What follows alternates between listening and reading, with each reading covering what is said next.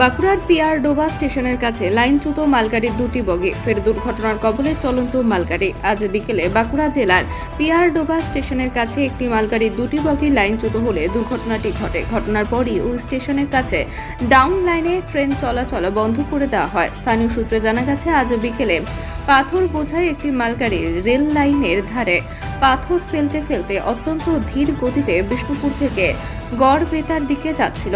পিয়ারডোবা station পেরোতেই আচমকায় প্রবল শব্দ শুনতে পান এলাকাবাসী। প্রথমে সকলেই ভেবেছিলেন মালগাড়ি থেকে পাথর ফেলার শব্দ শুনেছেন তারা, কিন্তু রেল লাইনের সামনে এসে দেখেন মালগাড়ির দুটি বগি লাইন থেকে নেমে গেছেন। স্থানীয়দের দাবি, মালগাড়িটি অত্যন্ত ধীর গতিতে থাকায় বড়সড় দুর্ঘটনা ঘটেনি।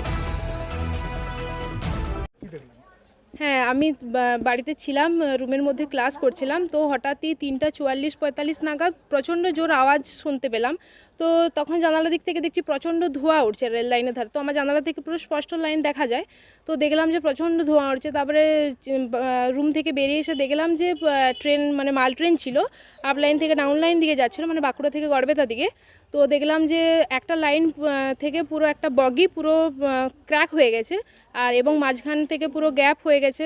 ট্রেন পুরো দুর্ঘটনার সম্মুখীন হতে যাচ্ছিল। তো ট্রেনটা খুব স্লো যাচ্ছিল বলে বড়সড় দুর্ঘটনার হাত থেকে মনে হয় একটু রক্ষা হলো। তো হ্যাঁ, কেটে গেছে। 3টে বগির মতো এরকম হয়েছে। হ্যাঁ, ট্রেনটা বাঁকুড়ার দিক থেকে গড়বেতার দিকে যাচ্ছিল, আপ লাইন থেকে ডাউন লাইনের দিকে।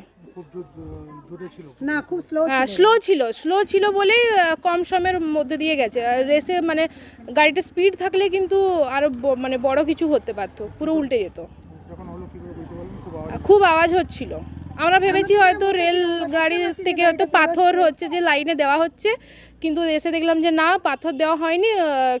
বড় হচ্ছে যে একটু লাইনচ্যুত হয়ে গেছে, তার জন্য খুব আওয়াজ হলো আর কি।